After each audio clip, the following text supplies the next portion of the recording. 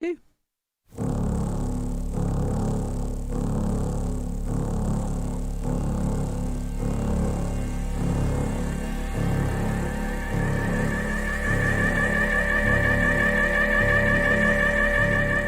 Aliens in the Mind.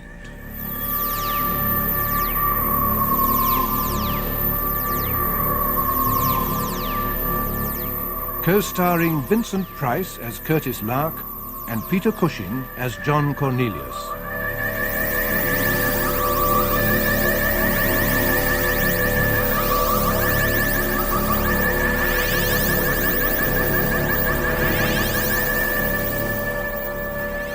On the remote Scottish Isle of Lewig, Lark and Cornelius are convinced that the death of their friend Dr. Hugh Baxter was no accident. From his research notes, they diagnosed the island's sickness as early symptoms of a strange genetic mutation, affecting many of the island's inhabitants, turning them into zombies, blindly obeying orders from an unknown source.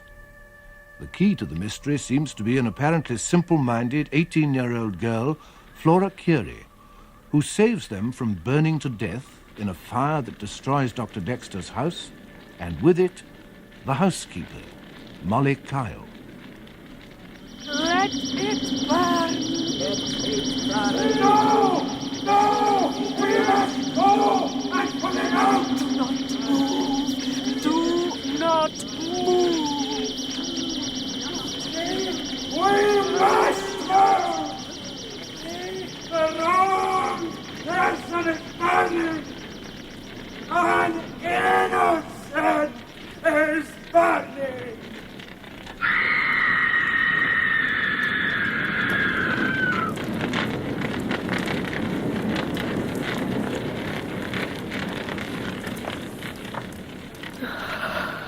It is over.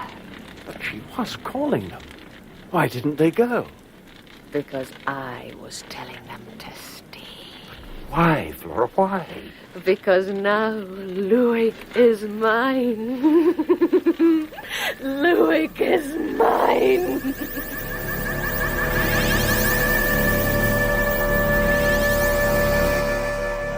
Part 2. Hurried Exodus.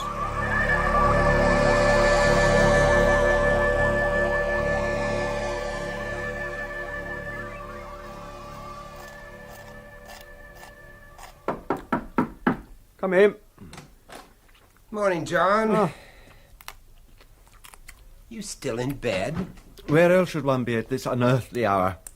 Oh, look, and I distinctly said 4 minutes. Look at it, damn thing's raw. Well, you know, in some parts of the world, raw egg is considered quite a delicacy. Well, not here it isn't. Did you discover anything of value in Hugh's notes? Oh, just bits and pieces. It's like a jigsaw puzzle with most of the pieces missing. Well, that's more than we expected. We'll have to put together our own picture and then see how Hugh's pieces fit in. Well, now, let's see. What have we got so far? I've got a slight feeling of nausea from this revolting egg. Perfidious albumin. Oh, no, please, not at this time of day. Look, pour me some coffee, will you? Sure. It's my pleasure. No, thanks. Now, what have we got so far? The fact that there occurred on this island a mutation of the human species brought about by some genetic transformation of the brain, which enables it to receive some form of telepathic communication. Only to receive? Now, what about transmitting telepathic messages? No, but that's huh? not proven, is it? No. We can be certain of only 2 cases. Molly Kyle, who is now dead, presumably, and Flora Curie, who, at best, is an imperfect example of a different, more highly developed mutation, what Hugh was pleased to call the master race. Controllers would be a more accurate description of those 2 bizarre ladies. They both seem to have this power of implanting their own thoughts, their own will, in the minds of other mutants. And so what outwardly look like ordinary human beings become, in fact, extensions of the mind of the controller, without even being aware of it. It's terrifying. Think what Hitler or Stalin might have done with power like that. Think what they did without it.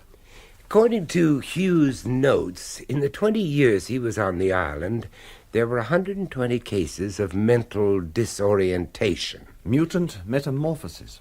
what you will, which gives us 120 mutants under the age of, say, 33. And at least as many over that age. Mm-hmm. 250 all told. And all totally indistinguishable from the rest of the inhabitants. Except for Flora. Yes, except for Flora.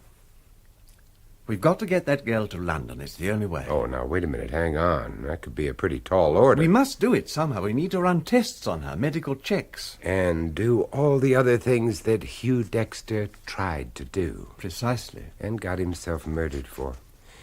You know, that blaze last night at Hugh's place was no accident, John. It was meant for us. Someone out here just doesn't like us knowing too much. That's why we have to get Flora away from here. Surely you see that. Well, I can see the sense in it, but what I can't see is how to go about it. We'll start with the minister. I'd like our chances a lot better if I disliked him a little less. That man really spooks me. Now, John, about the minister, there's no doubt that he's a mutant. Well, he is a mutant, isn't he? Almost certainly, on the evidence we have. But he's not a controller. I would say it's unlikely.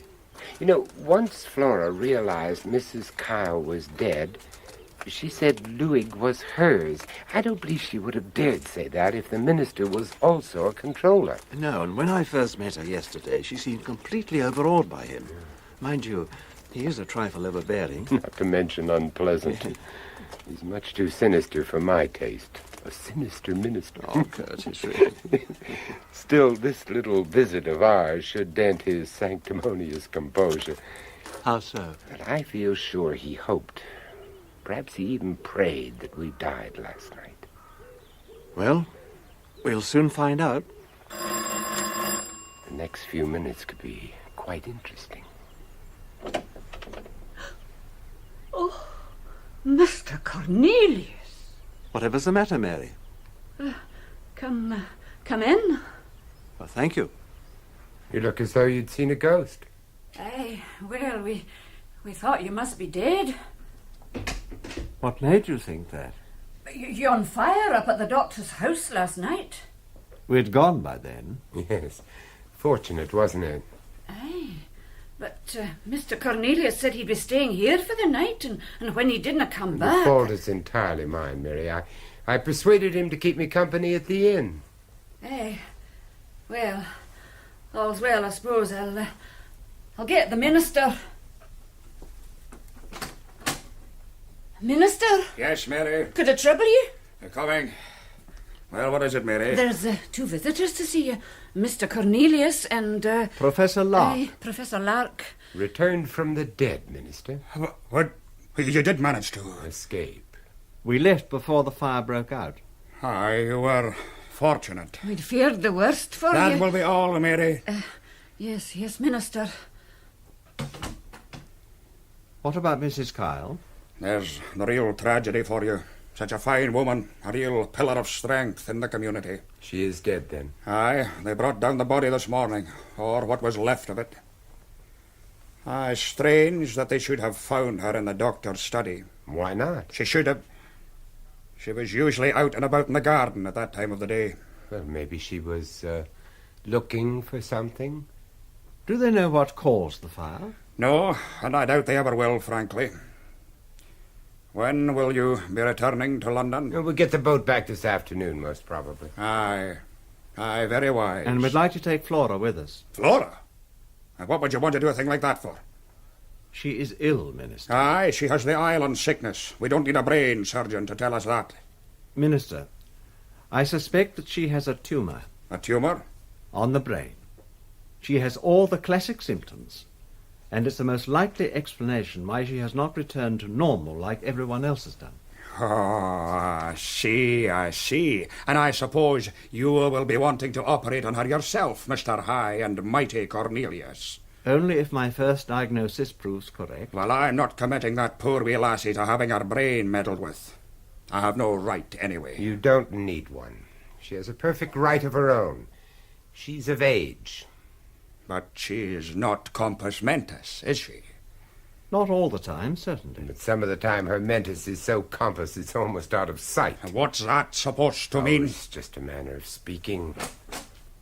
Minister, Well, Mary, what is the matter? have you seen Flora this morning, Minister? No, why? Her bed's not been slept in. She couldn't have come back last night. When was the last time you saw her, Mary? When she went out last evening. We'd better start looking for her. Well, I'm going straight down to the police The station. police station? We can't let that girl roam round loose on the island. We've got to find her before she does some harm to herself. My coat, Mary, if you would. Yes, Minister. I'll come with you, Minister. And what about you, Professor? No, I think two's company. I'll just wander up to Hugh's house and poke around in the ashes.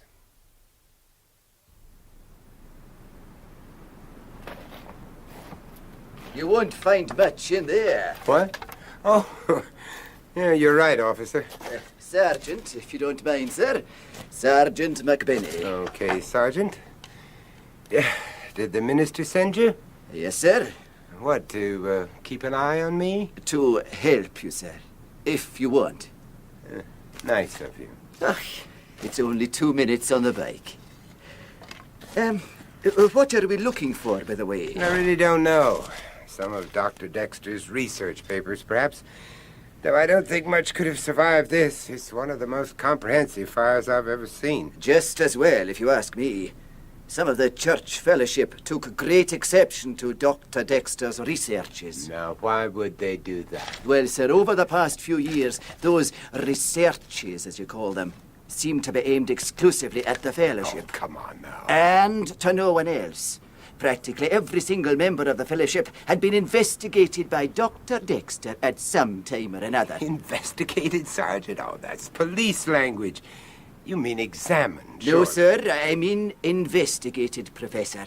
Brain pictures, blood samples, and the like. He even went into our family backgrounds, our ancestry. Oh, aye. It was an investigation, right enough. Did he ever investigate you, Sergeant? Aye, sir. He said it was for the influenza. That was just last year. So you're a member of the fellowship, too? Aye. Well, I don't think you're going to find anything here, Professor. No, I guess you're right. I'll walk you back to the manse, see if there's any news. What of young Flora? So you know about that? Yes. Yes, I was there when they found out. Hold on, sir. I'll just fetch my bike. Okay. I wonder what makes a girl like that run off. You mean Flora? Yeah. Well, I hear you're wanting to operate on her head, and she might not want to see it opened up like a can of beans. It is her head, after all. But no one's told her about that yet. Maybe she doesn't need to be told. Oh, dear God. Are you ready now, sir? Yeah, okay, I'm coming.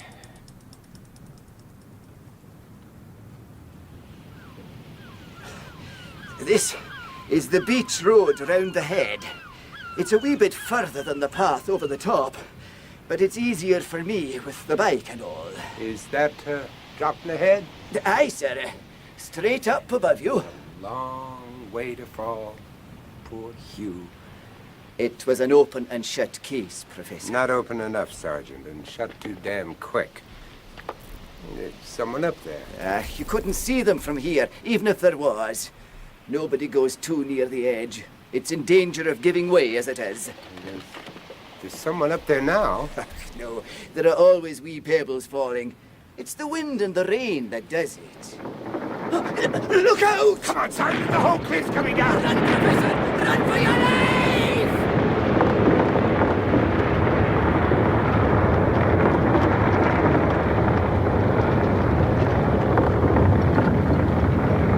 Good Lord! What was that? Oh, it's nothing. It's just a cliff. There's been a lot of rain recently. Must have weakened the overhang. It's fortunate that there was no one underneath. But there was! Look!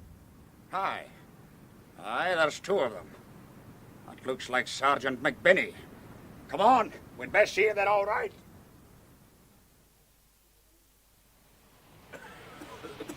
Curtis, are you hurt? Oh, I never felt better. But what happened? That damn cliff tried to fall down on us. Aye. And it near succeeded, too. One man and another, Drocknerhead's a pretty dangerous place. Especially to foreigners. What are you all doing here, anyway? There's been news of Flora. Oh? Well, apparently she's been seen near an old barn. Which barn is this? Old Mackenzie's place. One of your men brought the news not 5 minutes since. We're just on our way over there.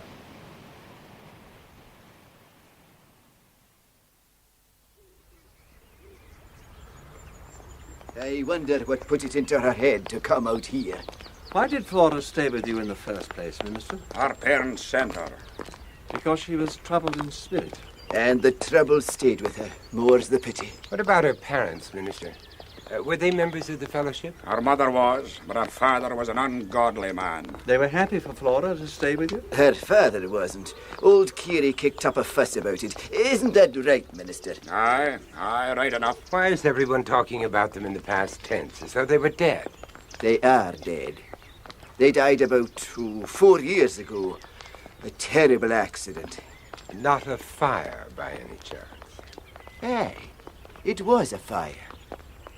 Oh, Professor, you must be And fake. this island must be very inflammable. There's the barn up ahead now. Are you sure this is the right place, Minister? It seems odd for a lassie to come here. It was one of your own men who told us, It Sergeant. seems ridiculous coming all the way up here. It's a wild goose chase, if you ask You me. think perhaps we ought to turn back, Sergeant? There's no point in going into a place like that. Stop your blathering, man. Stay out! She's not there, I tell you. That's easily proved, Sergeant. Stay out of that barn. Why? Don't argue with him, John. I'm ordering you to stay out. And I am telling you, I'm going in there. Keep out, I tell you. Keep him out. He mustn't come in. Take your hands off my person. Keep Look out, Minister! Come on, John. Leave them at it. him out. He's past you, He man. must not come in.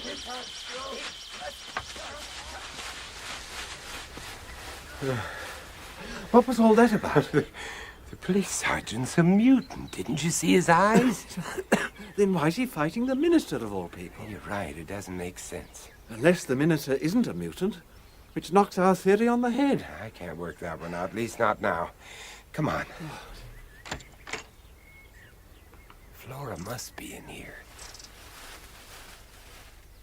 Keep him out. Keep him out. Over here. In the corner. Keep him out. Keep him out. It's all right, Flora. It's all over now. There's nothing to be frightened of. Here, blow your nose on there. Flora, can you make the policeman go home? What about the Minister? Oh, the Minister. Oh, keep him away. Minister's not here, Flora. Honestly. At least he's taking no further interest in the proceedings. I think the sergeant hit him with his nightstick. Truncheon. Oh, right, Truncheon. The Minister's asleep, Flora. He'll never find out about your being here unless Sergeant McBinney tells him. So I want Sergeant McBinney to go away. Don't you? Oh, yes. I want Sergeant McBinney I want Sergeant McBinney to go to go away from here. Wish hard, Flora. Wish Sergeant McBinney away from here. I wish Sergeant McBinney away from here.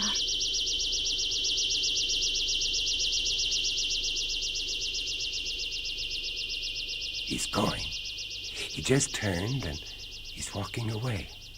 Like a sleepwalker. Bye-bye, Sergeant McBinney. Bye-bye. I hate breaking things up, John, but I think it's time we were moving out. That boat leaves in an hour. Right. Now, Flora, I thought it might be rather fun to go on a boat. Oh. Have you ever been on one? No, the Minister always forbade me. Well, we won't let the Minister know. We'll just sneak on board without telling him, eh? Come on, then. Take my hand. Uncle Cornelius is in charge now. Uncle Cornelius? You can forget all about that horrid old Minister. Uncle Cornelius. Hey, wait for me, Uncle Cornelius.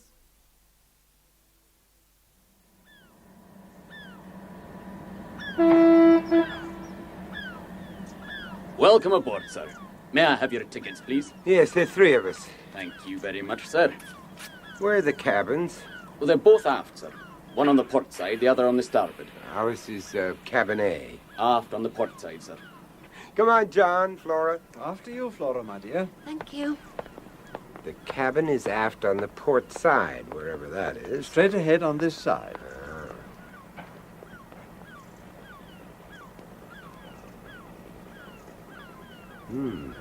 Cabin A, here we are. Hey, your cabin awaits you, Uncle Cornelius. Do we have to go in there? Not if you don't want to, my dear. I want to stay outside and look at all the people. All right, you do that. Curtis, we must keep an eye on her. The least little thing could set her off again. You, Mary? You stay with her, John. You're doing just fine. All right. I'll see if I can get some drinks brought up to the cabin, huh? Flora, would you like something to drink? What can I have? Anything you like. Could I have some wine? Wine? Well, why not? She's over age. Wine it shall be, my lady. Won't take me a minute. Oh, look, there's Mary down there. Where? Down there by the gangway. Oh, yes. I wish Mary could come. She'd love a boat ride. Oh, I shouldn't think she'd want to come. She'd want to if I wanted her to. Oh, yes, well, I'm sure she would. Well, then I do want her to come. Flora, no. Come on, little Mary. Come for a boat trip. No, Flora. She doesn't want to come. She hasn't got time. I want her to come. She will come. She has to. Welcome aboard, madam. I must go on board. May I have your ticket, please? I must go on John, board. I've had the drinks put in the cabin. The wine glass is hers. Yes, Curtis, thank goodness you're back. Well, what the hell's going on? She's trying to call Mary on board. Now, Flora, they won't let her on without a ticket being reasonable. Why don't you come and have a glass of wine with us, Flora, to celebrate? No, I want Mary to come. Well, she can't. Then I'm not coming. I don't want a boat trip. We can't get off now, Flora. It's too late. Get her into the cabin. In here, Flora, dear. No. Now, come along. No, I want you. You can't Flora, make get me. her in there. Now, get in there. Oh, Purser, how long before we sail? Any moment now, sir. But what was all that? Oh, it's nothing, Purser. Just a rather spoilt child who doesn't want to go back home to London. I don't blame her. He wouldn't get me going into a big city for all the tea and china. Help! Help! No good shouting, Flora. You'll just stay there now until we sail. Help! Take me off! Help! Help! Your tickets, please, sir. Take me off. Your tickets, please. Take me. Oh, look here. Take me off. Take me off. Right, off you go then. Down there where you just came from. Off. Take me off. Hey, none of that. Come here. Well, I warned you. John, let me in. Let me in. Oh, for goodness sakes, John, do something. She must be calling every mutant on the island. There'll be a riot if we don't get her under control. The only way to do that is to knock her out. Yeah, exactly. Any suggestions? Mm-hmm. Just these two. Pop them in her wine glass and make her drink it. That should do the trick. I hope you know what you're doing. Trust me, John. Anyway, I can't stay here chatting with you. I've got an invasion to repel. Now, don't forget to lock the door after me. All right, all right. None of that. Come here. Take me off. Take me off. It's locked, Purser. Take me off. Oh, my God. Now, you just stop kicking that door down. Off. John, for Pete's sake, switch her off, will you? Oh, no, you don't. Oh, no. Come. No, you don't. Come on. Off. Get No. What are you doing? Oh, I beg your pardon.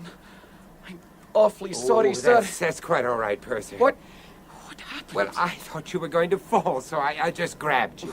Thank you. Thank you very much, sir. You feeling all right now? Yes. Yes, thank you, sir. I wonder what came over me.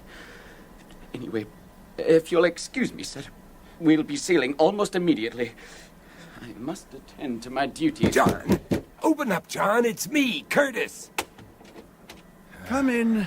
what have you been doing? Oh, I've been swapping bedtime stories with the purser. Where's that drink, John? I think I've earned it. Here you are, dear boy. Oh, Scotch, as usual. Oh, boy. I hope you don't mind. We started without you. Didn't we, Flora? Yes, we did, Uncle Cornelius. Oh, it's lovely. Oh, so you like the wine, Flora? Hmm? Oh, yes. He never let me drink wine. Who didn't? The minister? Aye. Well, he'll have to let you now, won't he? Aye. Oh, long as you don't tell him. Oh, Catch up, Curtis. Ready and waiting, sir. What was it? Your famous Mickey Finn again? Yes, sir. Double measure. It's very good, isn't it? It is the best. What was all that commotion outside the cabin? Oh, my dear John, I was repelling boarders, or trying to. Quite apart from the little army of mutants down on the dock, our friendly neighborhood purser decided to join in the fun and kick the door down. Great Scott, the purser? How did you stop him? Well, I interposed my body between him and the cabin door. Clever, eh? And he kicked me on the ankle, damn him. Mind you, he wasn't really himself at the time, but when he came to his senses, he apologized and went about his duties like a good little purser. Extraordinary. The purser's an unexpected complication, isn't he? Yes, he was a real shaker. I just wasn't prepared for a mutant here on the boat. But it's a normal enough job for an islander, plying back and forth to the mainland. Yeah, but I wonder how many mutants have used the boat to get off the island altogether, and whether they went of their own free will or under orders.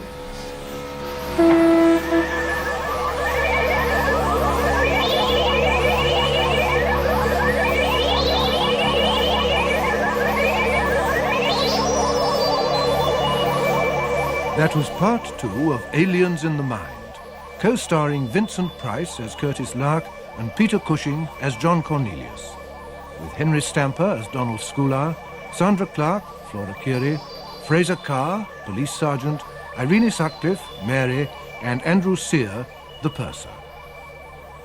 Aliens in the Mind was written by Rene Bascilico from an idea by Robert Holmes. Production by John Dias. And we'll find out more when Cornelius, Lark and Flora arrive in London at the same time next week, unless any mutants have gone further afield than that. BBC Radio 4 Extra, The Seventh Dimension. And now, it's time to join the man with whom I share an aesthetic so completely that it's lucky we take a different dress size. The man in black is predictably unimpressed to find a neuroscientist has been embarking on some sinister